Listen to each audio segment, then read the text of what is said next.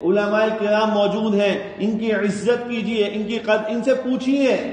امام صاحب سے پوچھیے، اپنے محلے کے علماء سے پوچھیے، اپنے محلے کے تبلیغی احباب سے پوچھیے کہ ہمیں اس سلسلے میں سنت بتا دو،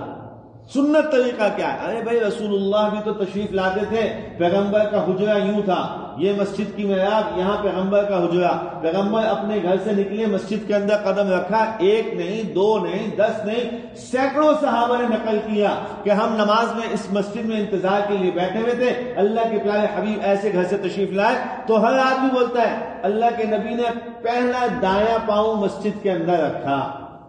سیدھا پاؤں مسجد کے اندر رکھا۔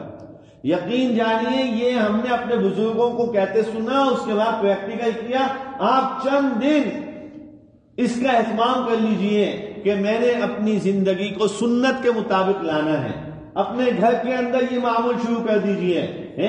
اللہ کے نبی علیہ السلام کی باتیں اور دعائیں اور حدیث کے تذکرے گھر میں اپنے بیوی بچوں میں شروع کر دیجئے کہ بھائی رسم و رواج کو ایک طرف ڈالو، نبی کے طریقوں میں آؤ، دونوں کامیابی ملیں گی، دین بھی کامیاب، دنیا بھی کامیاب ملے گی۔